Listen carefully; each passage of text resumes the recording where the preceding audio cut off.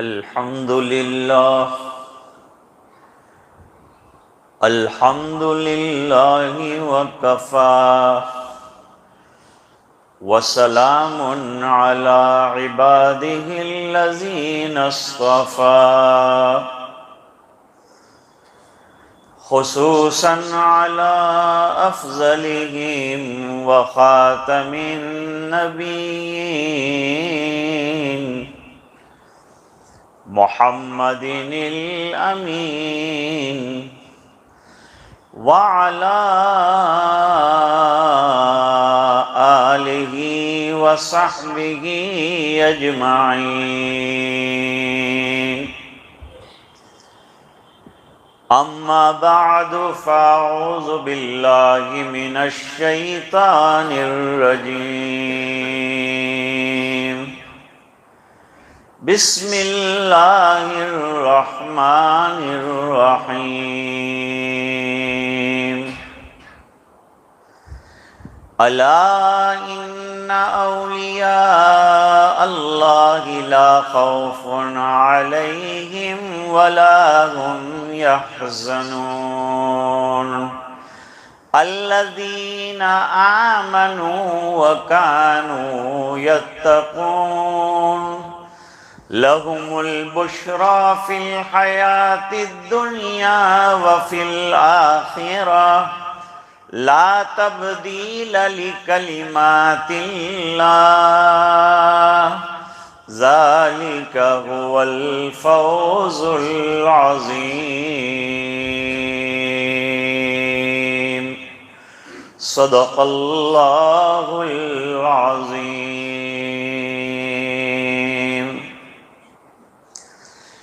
اللهم صل على سيدنا محمد وعلى آل سيدنا محمد وبارك وسلم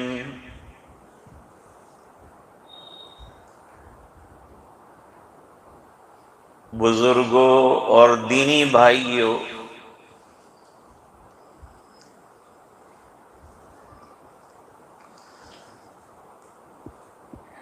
مجھے موسیٰ جی بھائی نے ہمارے مدرسے کے مشورے کے بعد جب واپس گھر جا رہے تھے تو سید عطاء اللہ شاہ بخاری رحمۃ اللہ علیہ کے عرس کے سلسلے میں خرافات اور برائیوں سے بچنے کے لیے ایک اصلاحی پروگرام میں حاضری دینے کا حکم دیا۔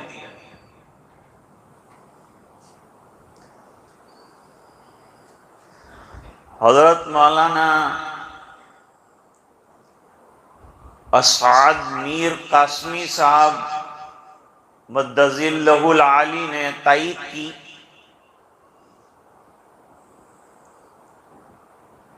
پھر یاد دلایا انہوں نے کہ تو نے اس تاریخ پر آنے کا وعدہ کیا ہے، تو بے فضلہ تعالی آج ایک اللہ کے ولی کی نسبت سے حاضری ہوئی۔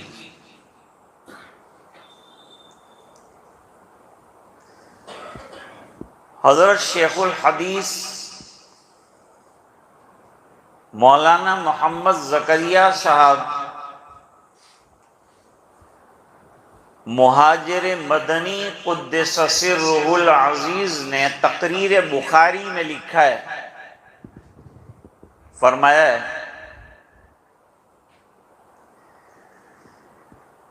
کہ کچھ چیزیں ابتداً بہت اچھی ہوتی ہے لیکن بعد والے اس کے اندر چیزیں ملا کر اصل چیز کو بگاڑ دیتے ہیں۔ یہی حال عرس کا بھی ہے۔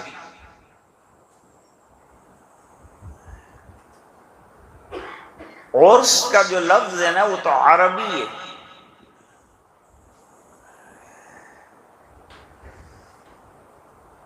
جب کوئی ایمان والا انتقال کر جاتا ہے تو قبر میں سوال کیے جاتے ہیں، اور جب جواب مبشر اور بشیر کو اچھے مل جاتے ہیں، ایمان والوں کے لیے دو فرشتے آتے ہیں، ان کا نام مبشر اور بشیر ہے، اور غیروں کے لیے جو آتے ہیں ان کا نام منکر اور نکیر ہے۔ وہ نہایت ڈراؤنی شکل میں آتے ہیں، یہ نہایت بہترین شکل میں آتے ہیں اور بشارتیں دیتے ہیں۔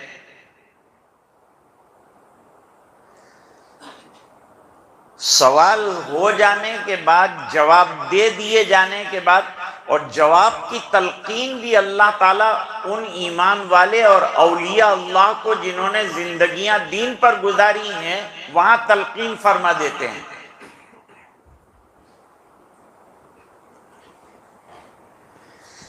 جب جوابات ہو جاتے ہیں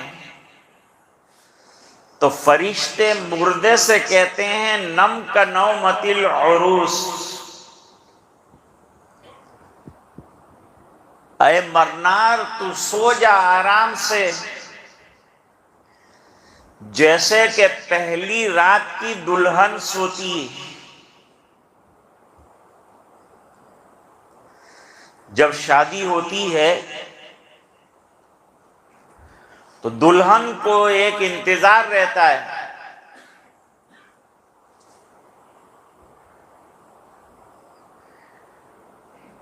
حضرت مولانا محمد تقی صاحب رحمۃ اللہ علیہ نے ایک واقعہ لکھا ہے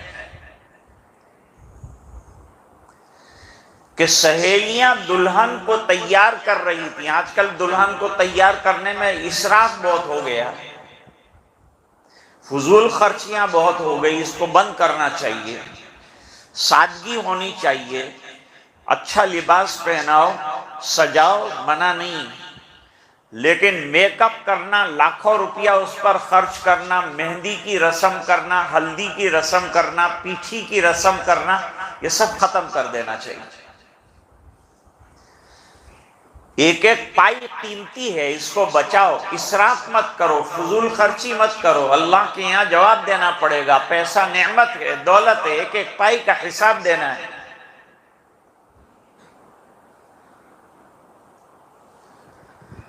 تو لڑکی کو تیار کر دیا سہیلیوں نے،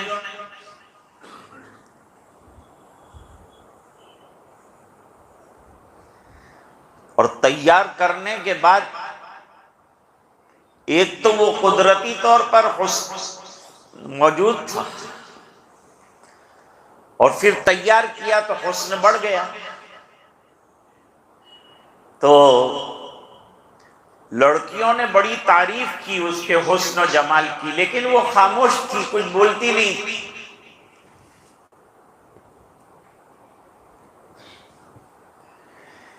کہا تجھے اپنا حسن پسند نہیں آیا؟ تجھے اتنا سجایا دھجایا تو تجھے پسند نہیں آیا؟ کیوں تعریف کے کوئی جملے نہیں بولتی؟ اس نے کہا تمہارے تعریف کرنے سے کام نہیں چلے گا، جب رات میرا شوہر مجھے دیکھے گا، اس کی نظر مجھ پر پڑے گی، اور وہ مجھے حسن سے اور مجھ سے اطمینان کا اظہار کرے گا کہ میں تجھ سے خوش ہوں، تو سمجھو کہ یہ تمہارا تیار کرنا اور یہ سب محنت کرنا کام آیا۔ اس نے ایک جملہ کہا کہ سہاگن وہ جسے پیا چاہے، یعنی اصلی دلہن تو وہ ہے جس کو شوہر پسند کر لے، اور شوہر نے جب یوں کہہ دیا کہ مجھے تو پسند ہے زندگی بھر کے لیے، تو اس کی فکر ختم ہو جاتی ہے۔ اب یہ آرام سے بستر کے اوپر رات کو نیند گہری اس کو آتی ہے، کیونکہ تھکی آ رہی ہوتی ہے۔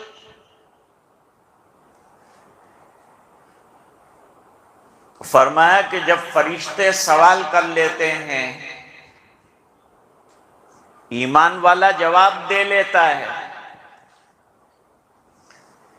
تو اس کو کہا جاتا ہے کہ لا خوف علیہم ولا هم یحزنون، اب نہ تجھے کوئی غم ہے نہ کوئی خوف ہے۔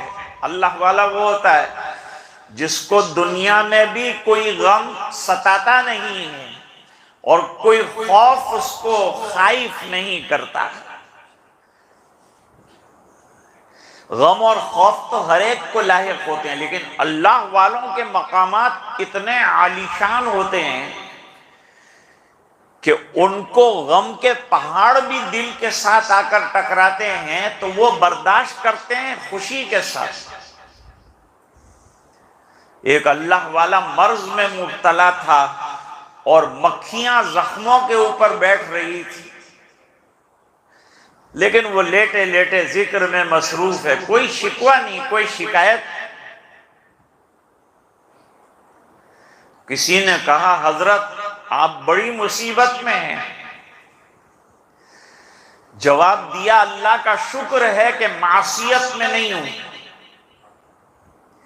مصیبت ہے یہ تو اللہ کی طرف سے ہے، درجے بلند ہوں گے، نعمتیں اللہ کے یہاں ملیں گی۔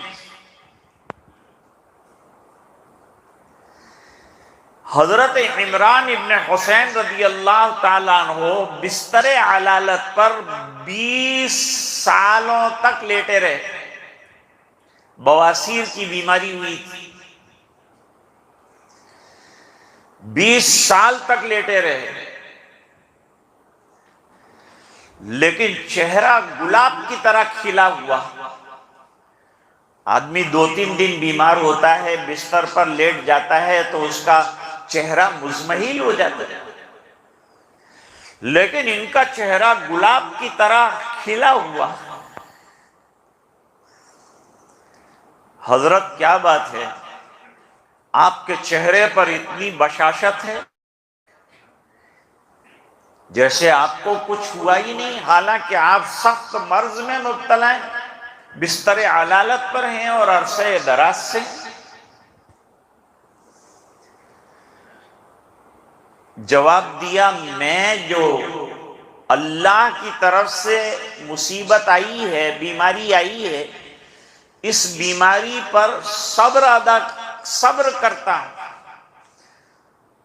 اور اللہ کا شکر یہ بجا لاتا ہوں کہ اس سے بڑی بیماری نہیں ہے مجھے۔ تو یہ صبر کرنے کی وجہ سے اللہ تعالیٰ صبح میں بھی فرشتے بھیجتے ہیں میری ملاقات کے لیے، اور شام کو بھی فرشتوں کا دیدار ہوتا ہے، اس لیے میرا چہرہ کھلا ہوا رہتا ہے۔ تو اللہ والے وہ ہوتے ہیں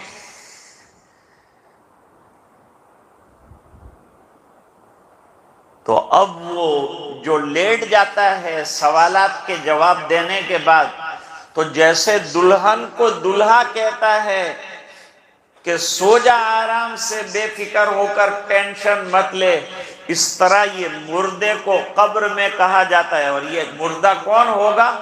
جو اللہ کا ولی ہوگا، اللہ کا قریب ہوگا، اس کو یہ کہا جائے گا کہ اپنی قبر میں آرام سے ایسے لیٹ جا جیسے دلہن بے فکر ہو کر لیٹ جاتی ہے۔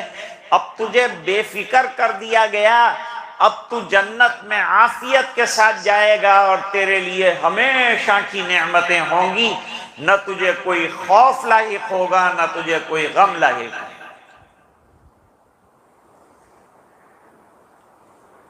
لیکن پھر یہ جس دن یا رات میں اللہ والے انتقال کر گئے، سال میں وہ ایک دن جب آتا ہے ان کے وصال کا، تو تو ان کے مجازین اور ان کے جو خلفاء جو انہوں نے دین کی محنت کے سلسلے میں چھوڑے ہیں، سلسلے کو آگے بڑھانے کے لیے، لوگوں کی اصلاح کے لیے، ان تمام کو یہ دن میں جمع کیا جاتا ہے۔ خلفاء جمع ہوتے ہیں اور جمع ہونے کے بعد آپس میں بحث و مباحثہ کرتے ہیں۔ مختلف علاقے سے آتے ہیں، کوئی کہاں سے آیا، کوئی کہاں سے آیا۔ اللہ والے دور دور سے، خواجہ معین الدین چشتی رحمت اللہ علیہ سنجر سے آئے، نظام الدین اولیاء رحمت اللہ علیہ کہاں سے آئے، یہ سید عطا اللہ شاہ بخاری بخارا سے آئے۔ دو سید عطا اللہ شاہ بخاری ہیں، ایک تو مرد آزادی امیر شریعت سید عطا اللہ شاہ بخاری، وہ بھی بہت بڑے اللہ کے ولی ہیں، اور ایک ہمارے یہ سید عطا اللہ شاہ بخاری۔ ابھی میری کھانے پر گفتگو ہو رہی تھی، مولانا نے ایک واقعہ سنایا ان کی ولایت اور ان کی بزرگی اور اللہ والے ہونے کا، کہ حضرت میر صاحب رحمت اللہ علیہ ان کے کچھ واقعات سنایا کرتے تھے، ان کے والد صاحب۔ انہوں نے سنایا کہ پہلے عطا اللہ شاہ صاحب جو ہیں لال دروازے والے بابا کے نام سے مشہور تھے، اور بالکل شہر سے الگ کٹ کر تنہائی کے اندر اکثر اللہ والے اپنے دین کی حفاظت کے لیے تنہائیوں میں جا کر عبادت کرتے تھے، جھونپڑیاں ڈال دیتے تھے، ایک دو بکریاں پال لیتے تھے، ان کا دودھ پی لیتے تھے، اور رات دن فتنوں کے ڈر سے شہر سے دور رہتے تھے۔ حضور پاک صلی اللہ علیہ وسلم نے فرمایا ایک زمانہ ایسا آنے والا ہے میرے صحابہ کہ تم چند بکریاں لے کر پہاڑ کی چوٹی پر چلے جاؤ گے، اور شہر اور بستی میں جو فتنے ہیں، جو دین پر حملہ آور ہونے والے ہیں، اس سے اپنے آپ کو بچا کے الگ رہو گے۔ ابھی بھی ہم لوگ جاتے ہیں کہیں پہاڑ پر، کہیں ندی کے کنارے پر، کہیں جنگلوں کے اندر اللہ والوں کے مزارات ملتے ہیں۔ یہ وہی لوگ ہیں جو بستی کو فتنوں کے ڈر کی وجہ سے چھوڑ کر اللہ اللہ کرنے کے لیے الگ چلے گئے۔ تو سید عطا اللہ بھی وہاں رہتے تھے۔ شہر میں بارش رک گئی، جب بارش رک گئی تو مختلف بزرگوں کے پاس دعا کرانے کے لیے لوگ گئے اور ان سے دعائیں کروائی، لیکن بارش نہیں ہوئی۔ لیکن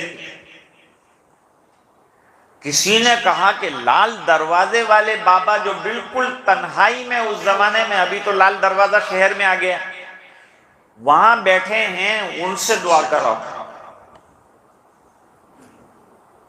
شہر والے وہاں پہنچے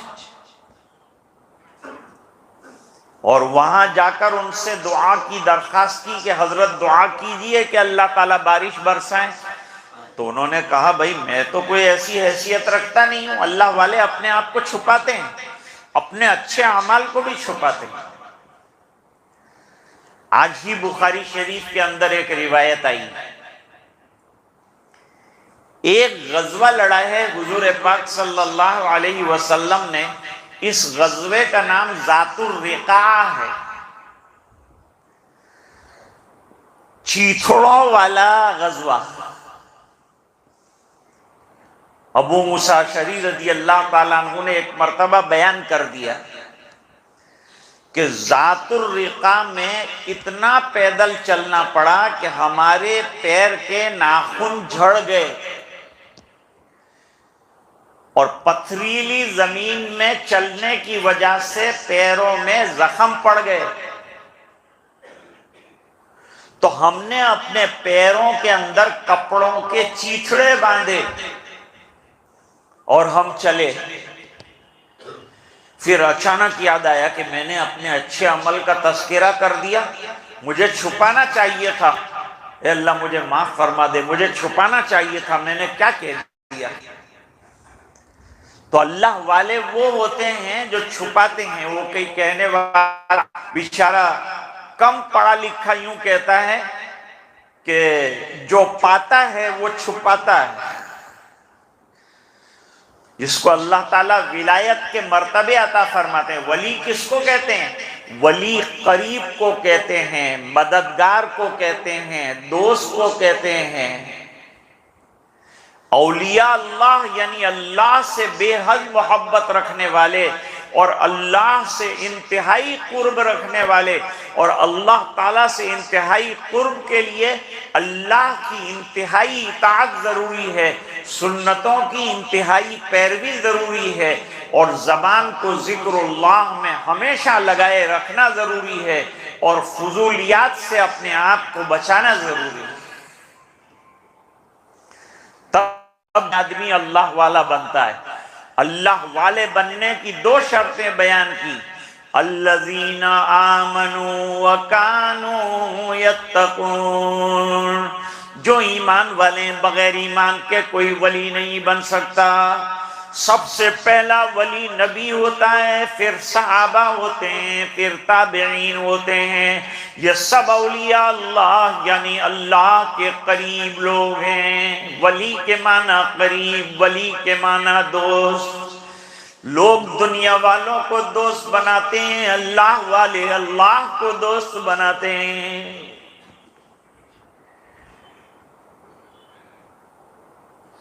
تو انہوں نے کہا میں تو ایسی کوئی شخصیت نہیں ہوں کہ آپ تم میرے پاس آئے, میں تو فقیر آدمی ہوں. اللہ والا وہ ہے جس کی پوری زندگی اللہ کی مرضی کے تابع بن جائے, وہ اللہ کا ولی.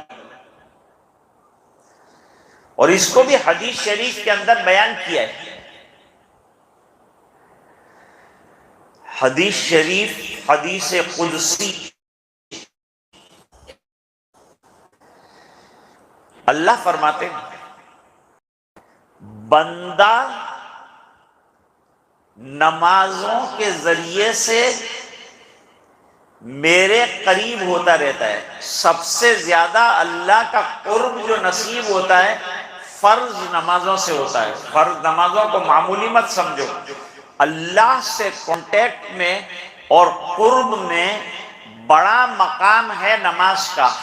فرض نماز, پہلے فرض نماز پابندی کے ساتھ فرض نماز پڑھ لی, اور اب بھی آپ کو اپنا تعلق اللہ تعالیٰ کے ساتھ مزید بڑھانا ہے, آگے قرب حاصل کرنا ہے, قرب کے درجات حاصل کرنے ہیں, تو کثرت سے نفل پڑھنے پڑیں گے.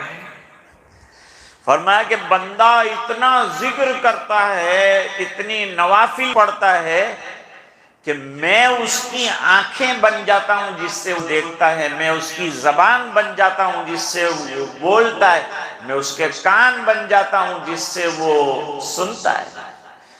جس کا مطلب یہ ہوا کہ اس کی جو مرضی ہے اس نے اپنی مرضی کو اللہ کی مرضی کے تابع کر دیا. جو اللہ کی مرضی کے جتنا اپنے آپ کو تابع کرے گا اتنا اونچا درجے کا وہ اللہ کا ولی بنے گا. اور پھر فرمایا کہ اس کی زندگی کے اندر تقوی ہونا چاہیے. تقوی 3 چیزوں کا نام ہے کہ معصیات سے بچنا, اعمال صالحہ کا انجام دینا, اور گناہوں پر ندامت اور توبہ اور رات دن رونا. رابعہ بصری رحمت اللہ علیہا ولیہ ہیں. رات کو اچھا لباس پہن کر شوہر کے پاس جاتی تھی اور کہتی تھی کہ تمہاری ہے, بولو ضرورت ہے میری. اگر شوہر کہتے مجھے ضرورت نہیں ہے آپ کی، آپ عبادت میں لگ جائیے، تو اپنی گودڑی پہن کر عبادت کے اندر لگ جاتی تھی، پوری رات جو ہے عبادت کے اندر گزارتی تھی، اور یہ کہتی تھی کہ اے اللہ، لوگ تجھ سے دنیا کی ضرورتیں مانگتے ہیں اور میں تجھ سے تجھ کو مانگتی ہوں۔ اللہ سے اللہ کو مانگنا، کوئی تجھ سے کچھ، کوئی کچھ چاہتا ہے، میں تجھ سے ہوں یا رب طلبگار تیرا۔ تو اللہ والے ایسے ہوتے ہیں، اتنا ان کا اونچا مرتبہ اور اتنا اونچا مقام ہوتا ہے کہ چھوٹے موٹے جو حالات اور مصیبتیں آتی ہیں اس میں ہم لوگ بے چین، پریشان، نمازوں سے دور، عبادتوں سے دور اور بالکل بنجر زندگی گزارتے ہیں۔ اللہ والے جتنی پریشانی آتی ہے اتنے اللہ کی طرف متوجہ ہوتے ہیں اور اللہ کی طرف رجوع کرتے ہیں۔ یہ چیز ان کو اللہ کا ولی بنا دیتی ہے، اللہ کا قرب نصیب ہوتا ہے۔ ذکر کی کثرت اور اطاعت حق یہ اللہ کے قریب ہونے کا بہترین وسیلہ ہے اور ولی بننے کا بہترین طریقہ ہے۔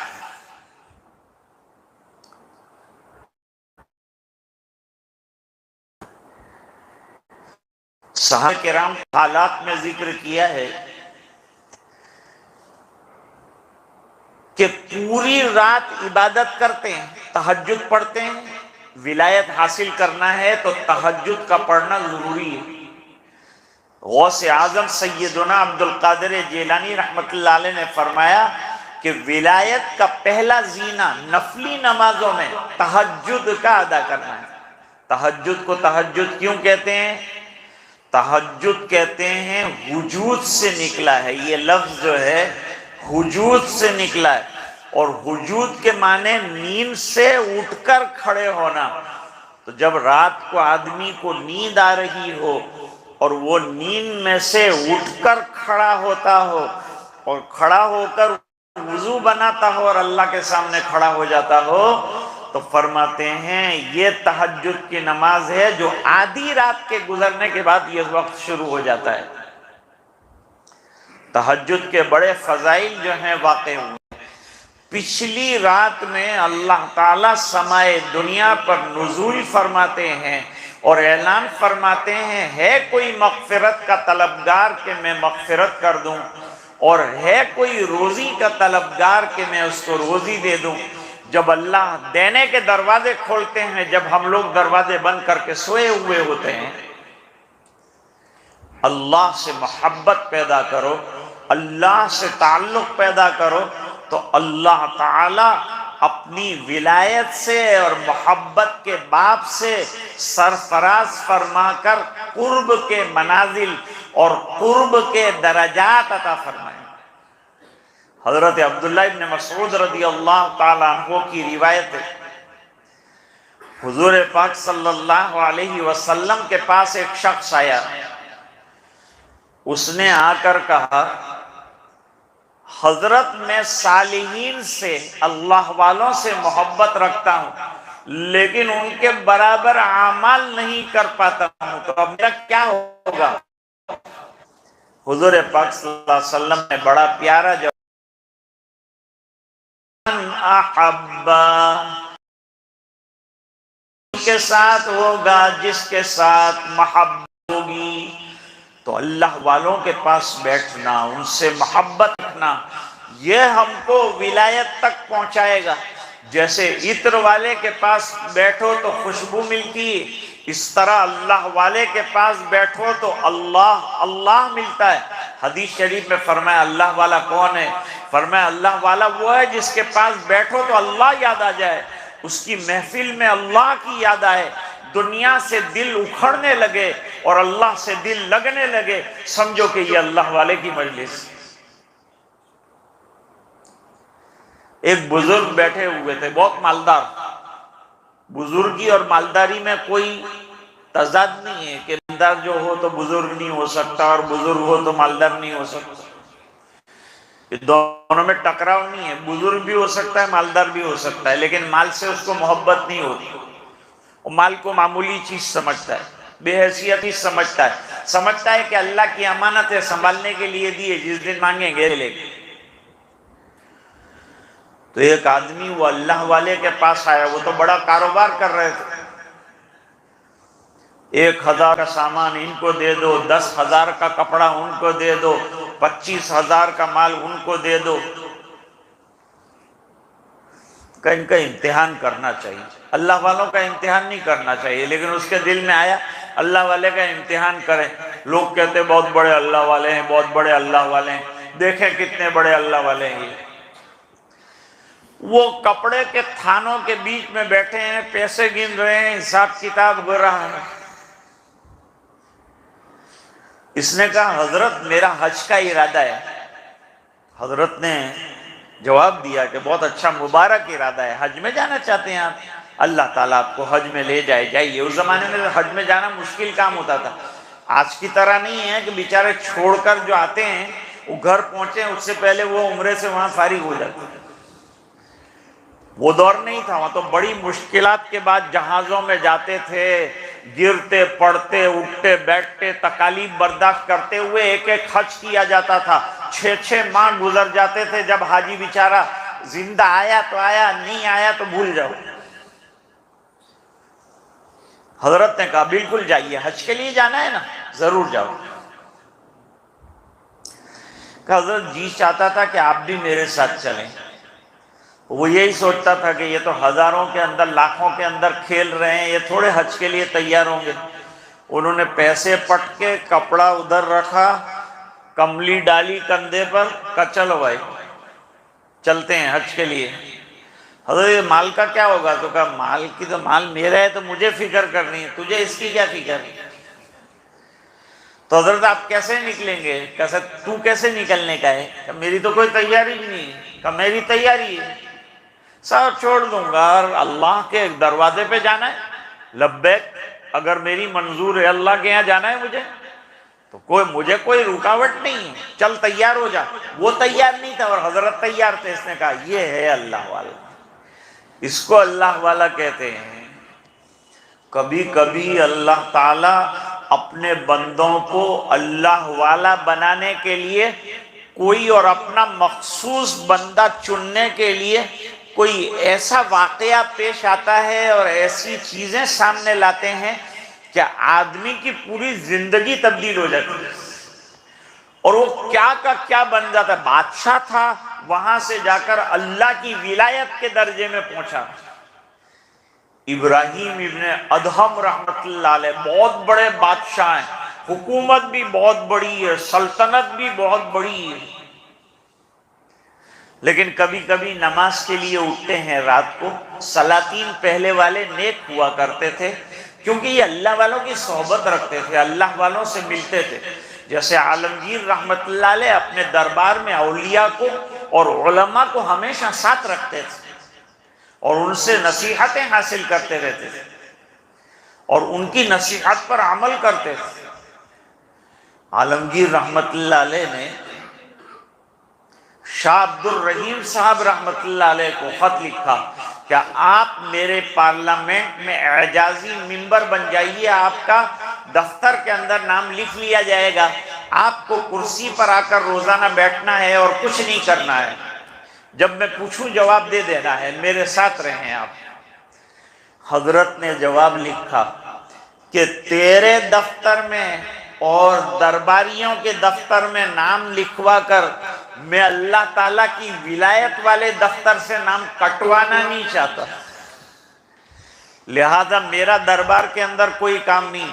عالمگیر روزانہ وہ تہجد میں خط پڑھتے تھے، زار و قطار روتے تھے اور رو کر اللہ سے جو ہے دعائیں کرتے تھے۔ اللہ نے بڑا مقام بادشاہت ہمارے عالمگیر رحمت اللہ علیہ کو مال ہے۔ کبھی تہجد میں اٹھتے ہیں، ایک مرتبہ تہجد میں اٹھے تو چھت کے اوپر کسی کے چلنے کی آواز آئی، پوچھا بھائی چھت پر کون ہے؟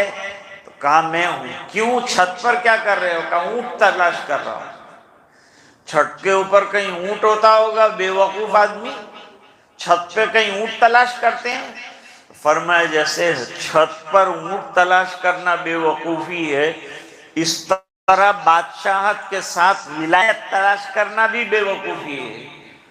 دل کے اوپر ایک دھکا لگ گیا کہ اس نے تو عجیب بات کہہ دی۔ سمجھا دیا۔ ایک بات تو یہ ہوئی، 10 من گلاب کا بستر بچھا کر روزانہ سوتے تھے، 10 من گلاب لائے جاتے تھے، اس کی سیج سجائی جاتی تھی، اس کے اوپر سوتے تھے آرام سے۔ تو ایک رات اپنی نوکرانی اور اپنی خادمہ کو بھیجا، جا بستر ٹھیک کر کے آ۔ بستر وہ ٹھیک کرنے گئی تو اس نے سوچا کہ ایسا شاندار بستر، کیسا سونے کا، بادشاہ کو مزہ آتا ہوگا، ذرا 2 منٹ میں لیٹ جاؤں۔ لیٹ گئی تو نیند آ گئی، جیسے تقریر ارادہ نہیں کرتا لیٹنے کا، لیکن بلا اختیار نیند آ جاتی۔ نیند آ گئی، بہت عرصہ ہو گیا آئی نہیں۔ بادشاہ نے چھڑی لی کہ ملازمہ کو بھیجا تھا ابھی تک آئی نہیں، بستر خوابگاہ سے ملی، جا کر دیکھا سوئی ہے، 2 کمچیاں لگائی، ایک دم چونک کر اٹھ گئی اور روئی، بہت روئی، پھر ہنسی۔ حضرت نے کہا روتی بھی ہے اور ہنستی بھی ہے، روئی کیوں؟ کہا میں نے آپ کی نافرمانی کی، مجھے سونے کا حکم نہیں تھا، بستر سجانے کا حکم تھا، نافرمانوں کو سزا ملتی ہے، اس لیے مجھے آپ نے سزا دی، اس پر میں نافرمانی مجھ سے ہو گئی، رو رہی ہوں۔ لیکن تو ہنس کیوں رہی ہے؟ کہ ایک بات یاد آ گئی، 2-5 منٹ آپ کے بستر پر غفلت کے ساتھ میں سوئی اور 2 کمچیاں مجھے پڑ گئی، تو جو گھنٹوں کے گھنٹوں یہ بستر کے اوپر غفلت کے ساتھ سوئے گا، اللہ کے یہاں کتنی کمچیاں اور کتنی لکڑیاں اس کو کھانی۔ ایک دم دل کے اوپر بات لگ گئی۔ ابراہیم ابن ادہم رحمت اللہ علیہ 12 سال نیشاپور کے جنگل میں مجاہدے کے اندر اور ذکر و طاعت کے اندر رہے، اپنا سب دربار چھوڑ دیا، بادشاہت سپرد کر دی، خزانے سپرد کر دیے، بیوی کو سلام کہہ دیا، جنگل میں رات دن عبادت کے اندر رہے۔ اللہ تعالیٰ نے یہ دنیا کا بادشاہ بننے کے بجائے ولایت کا سلطان بنا دیا۔ یہ اللہ تعالیٰ کا نظام۔ میں عرض کر رہا تھا کہ شاہ عطا اللہ بخاری جو ہیں وہ اپنے آپ کو چھپا رہے تھے، میں کچھ نہیں ہوں، میری دعا بھی کچھ نہیں ہے، لیکن لوگ پیچھے پڑ گئے کہ تم نے دعا کرવી પડે، આ વરસાદ આવતો નથી ને તમને દુઆ કરવી જરૂરી છે، જે બી હોય તમે તે અમને ખબર નથી પણ તમારે દુઆ માટે હાથ ઉપાડવા પડે۔ اچھا بھاگے، اپنے جھونپڑے سے نکل کر بھاگے، اب وہ آگے اور لوگ ان کے پیچھے، دوڑتے رہے، بھاگتے رہے، یہاں تک کہ جہاں لیٹے آ کے تھک گئے، دوڑ دوڑ کے تھک گئے، اور تھک کے انہوں نے ہاتھ بلند کر دیے کہ اللہ یہ مخلوق مانتی نہیں، میں کچھ جانتا نہیں، تو اپنے فضل سے جو ہے بارش برسا دے۔ فوری طور پر بارش برس گئی اور اس کے بعد اسی جگہ پر حضرت کا انتقال ہو گیا۔ بخارا سے تشریف لائے تھے، یہاں آرام فرما ہے۔ اللہ والوں کے مزاروں سے ہمیں کچھ لینا نہیں ہے، فاتحہ خوانی کرنی ہے، سبق حاصل کرنا ہے۔ کتنی دور سے آئے تھے، دین کی بقا کے لیے اور تبلیغ کے لیے کتنی محنت کی۔ خواجہ نظام الدین اولیاء رحمت اللہ علیہ نے کتنی محنت کی، اور خواجہ معین الدین چشتی رحمت اللہ علیہ نے 60-70 سالوں تک غیروں کے اندر رہ کر کتنا بڑا کام انجام دیا۔ اب ان کو ولی نہیں کہیں گے تو کن کو ولی کہیں گے؟ یہ ہیں اولیاء اللہ، یہ ہیں اللہ سے محبت رکھنے والے۔ تو جو اللہ سے محبت رکھتا ہے،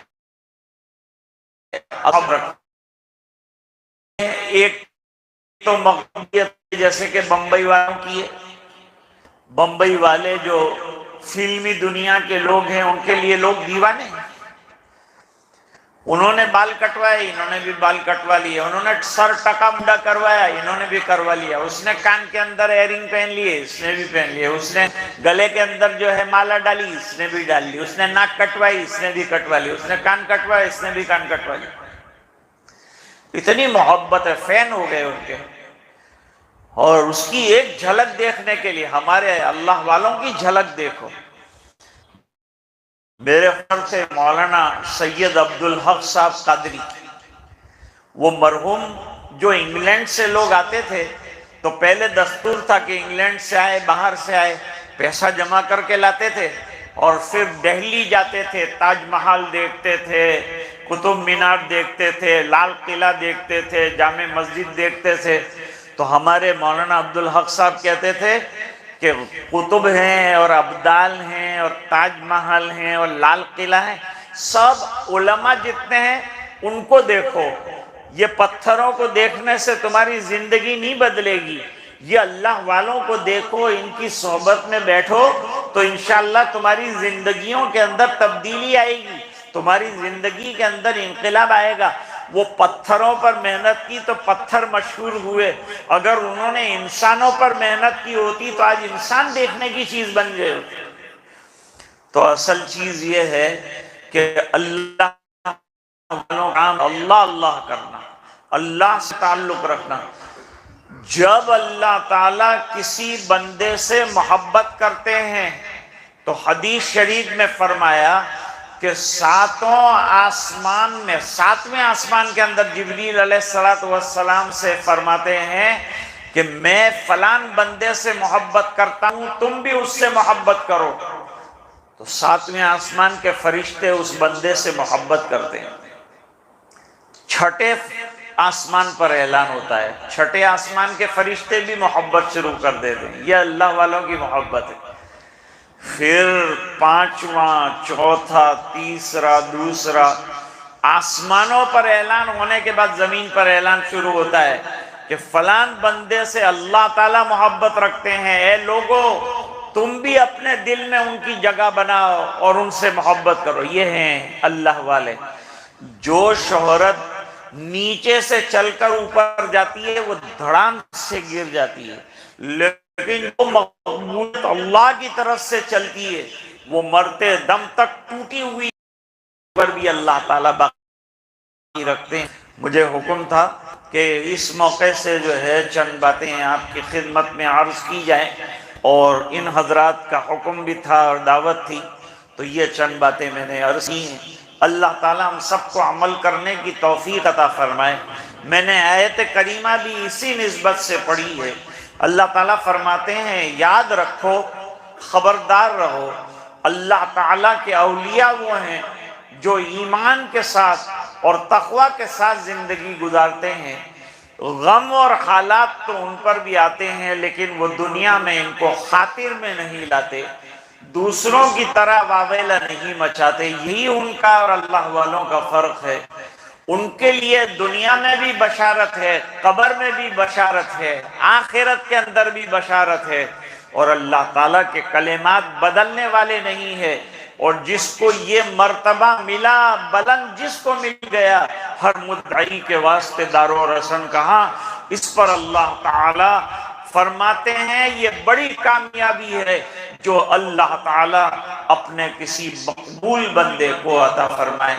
اللہ تعالیٰ مرحوم شاہ صاحب کی مغفرت فرمائے، اعلیٰ علیین میں جگہ عطا فرمائے، اور جو کمیٹی اور جو حضرات ہر سال خرافات سے بچانے کے لیے اور اچھائیوں کے لیے یہ خیر اور خوبی کا کام کر رہے ہیں، اللہ تعالیٰ اس کو جاری ساری رکھے۔ مولانا اسد میر صاحب فرما رہے تھے کہ میرے والد صاحب بھی آتے تھے یہاں بیان میں، مولانا احمد اللہ صاحب رحمت اللہ علیہ بھی آتے تھے۔ اس زمانے سے یہ مبارک سلسلہ جو ہے جاری تھا، بیچ میں چند سالوں کے لیے بند ہوا، اس سے پہلے بندہ بھی حاضر ہوا ہے، اور پھر دوبارہ ان حضرات نے جو ہے نقل و حرکت کی اور ہم لوگ اس سلسلے میں جمع ہوئے۔ اللہ تعالیٰ یہ جمع ہونا قبول فرمائے۔ بسم اللہ الرحمن الرحیم۔ اللہم لک الحمد کما ینبغی لجلال وجہک وعظیم سلطانک، اللہم صلی علی محمد وعلی آل سیدنا محمد وبارک وسلم ربنا آتنا فی الدنیا حسنہ وفی الآخرۃ حسنۃ وقنا عذاب النار وقنا عذاب القبر وقنا عذاب الحشر وقنا عذاب الفقر وقنا عذاب الدین واحشرنا یوم القیامۃ مع الابرار ربنا لا تزغ قلوبنا بعد إذ هديتنا وهب لنا من لدنك رحمة إنك أنت الوهاب ربنا إنك جامع الناس ليوم لا ريب فيه إن الله لا يخلف الميعاد ربنا اغفر لنا ذنوبنا وإسرافنا في أمرنا وثبت أقدامنا وانصرنا على القوم الكافرين اے اللہ ہمارے گناہوں کو معاف فرما، کوتاہیوں سے درگزر فرما، اپنا فضل اور کرم شامل حال فرما، رحم کے اور کرم کے فیصلے فرما، اپنی رضا دائمی عطا فرما۔ اے اللہ ہمیں بھی اپنا قریب بنا دے، اور اے اللہ تیرے دین کا خادم بنا دے، اور اے اللہ اپنے فضل سے ہمیں منظور اور قبول فرما دے، اور اے اللہ ہماری اولاد کو اور احفاد کو قبول فرما دے۔ اے اللہ یہ ادارہ جو یہاں چل رہا ہے اس کو قبولیت عطا فرما، اور اے اللہ اس کے چلنے شکل پیدا فرما، جو رکاوٹیں ہوں اپنے فضل سے دور فرما۔ شہر میں جتنے ادارے چل رہے ہیں اللہ تمام کی حفاظت فرما، پڑھنے پڑھانے والوں کی حفاظت فرما، علماء کی حفاظت فرما، طلباء کی حفاظت فرما، جملہ مسلمانان عالم کی حفاظت فرما۔ اے الہ العالمین بیماروں کو شفا عطا فرما، مرحومین کی مغفرت فرما، علیین میں بہترین مقام عطا فرما۔ اے اللہ ہمارے جمع ہونے کو قبول فرما۔ اے اللہ جو اس سلسلے میں محنت ہوئی اس محنت کو بھی اپنے فضل سے منظور اور قبول فرما۔ اے الہ العالمین پورے مجمع کی مغفرت فرما، امت کے ایک ایک فرد کی مغفرت فرما، اور یہ دعائیں اپنے فضل و کرم حبیب پاک صلی اللہ علیہ وسلم کی برکت سے منظور فرما برحمتک یا ارحم الراحمین۔ مسافے کی زحمت نہ فرمائیں۔ السلام علیکم ورحمۃ اللہ وبرکاتہ۔